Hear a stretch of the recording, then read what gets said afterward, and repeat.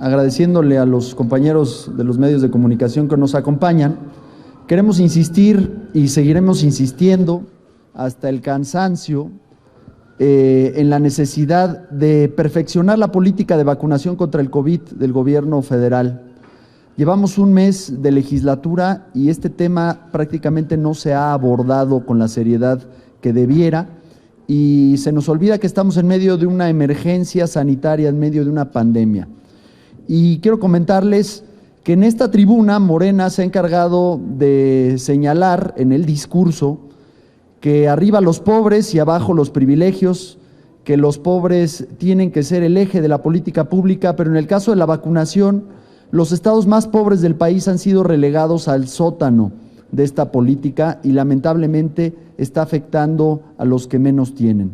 Y para darles algunos ejemplos, 8 de los 10 estados más pobres de todo el país se encuentran por debajo de la vacunación.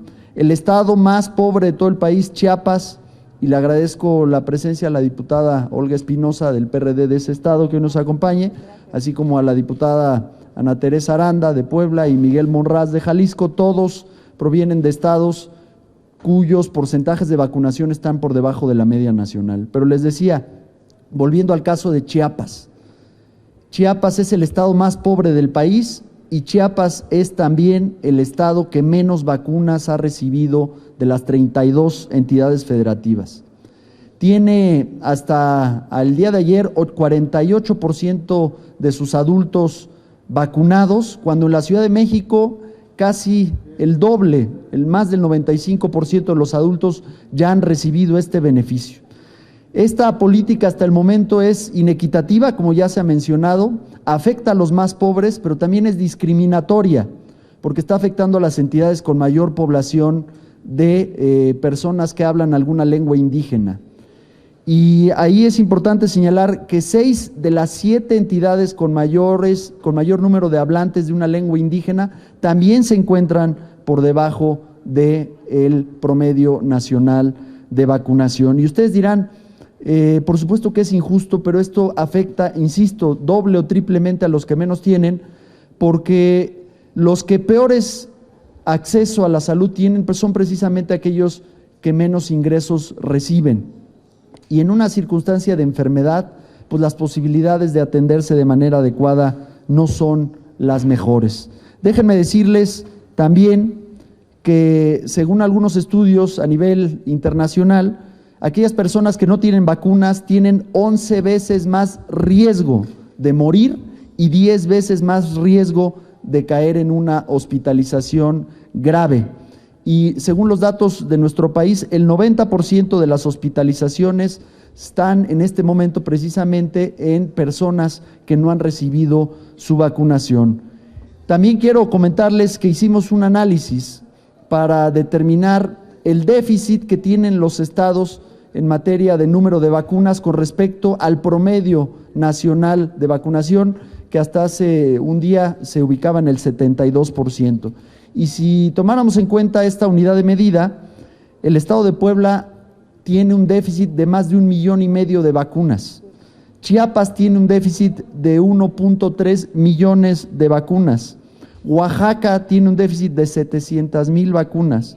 Yo no veo un poco de contradicción, veo un océano de contradicción. Primero los pobres, pero a la hora de dedicarles recursos públicos, vacunas para salvar vidas, se olvidaron absolutamente del sureste del país. Y déjenme insistir, el estado más pobre del país, Chiapas, es el estado con mayor rezago en la vacunación. El segundo estado más pobre, Guerrero, también está por debajo del promedio nacional de vacunación, teniendo apenas el 62% de sus adultos inoculados. El tercer estado más pobre, Puebla, tiene también apenas el 49% de sus adultos vacunados. Insisto, de los 10 estados más pobres que se concentran, por supuesto, geográficamente en el sur, sureste del país, 8 están por debajo de la vacunación. Por eso el llamado a que traduzcamos aquello que están señalando en el discurso en políticas públicas reales, porque el afectar a los estados más pobres implica no solo, como decíamos, un acto de injusticia, sino además un acto completamente discriminatorio, porque son aquellos estados los que menos capacidades van a tener para sortear de la mejor manera la enfermedad del coronavirus. Y decirles también que esto con respecto a las cifras oficiales que hablan apenas de la primera dosis. Para tener el esquema completo de vacunación todavía van a tardar más semanas y meses. A pesar de que el presidente, por ejemplo, estuvo esta semana en el estado de Puebla y se comprometió a que en octubre el 100% iba a tener la primera dosis, esos cuentos son absolutamente inviables. Nos está engañando el señor presidente y queremos ya vacunas con el esquema completo para la totalidad de los niños y, por supuesto, los adultos. Y en un esquema óptimo, ¿por qué no aspirar también a una tercera dosis de refuerzo? Claro que sí.